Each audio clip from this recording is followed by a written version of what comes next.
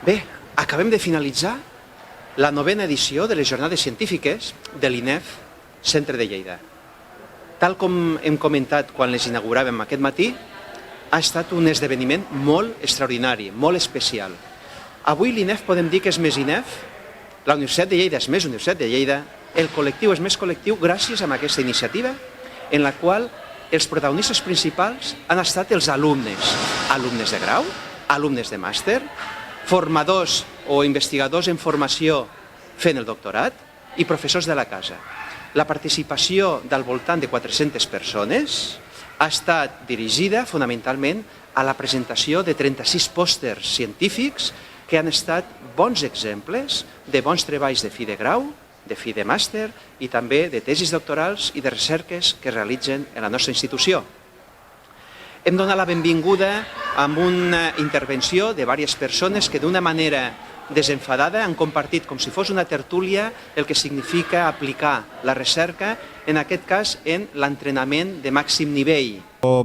Pienso que de las muchas lecciones que te puedes llevar de un foro como este, como también comentaba Natalia antes, es cultivar ese espíritu crítico, ¿no? El dudar de todo. Al final a veces lo vemos como un pasivo, el cambiar de idea 6 meses después y mirar atrás, ostras, lo que hacía hace 6 meses, y ese tipo de foros te ayuda a normalizar ese tipo de situaciones, ¿no? Que al final es seguramente lo más positivo, que en todo momento estemos replanteándonos nuestra praxis en este caso con los jugadores y las jugadoras, y un foro como este además tan dinámico, con la posibilidad de atender a tantas propuestas y trabajos interesantes de los alumnos, que la verdad que, y encima tener la oportunidad de que te lo expliquen de primera mano, interactuar con ellos, es una oportunidad, además es una invitación a la rigurosidad, ¿no? Que no todo vale en el deporte, como comentáis vosotros, ¿no? Que parece que esto sea una ciencia blanda, o lo que nosotros practicamos a partir de la sociología o de este tipo de relaciones que queremos instaurar entre nuestros jugadores y jugadoras.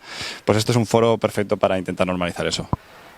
Aquesta intervenció ens ha permès ja començar a introduir-nos amb la sessió que hem fet avui.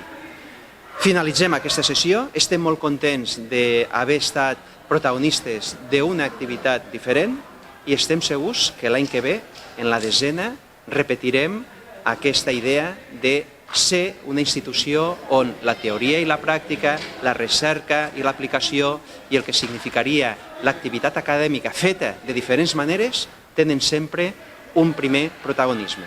Moltes gràcies i fins aviat.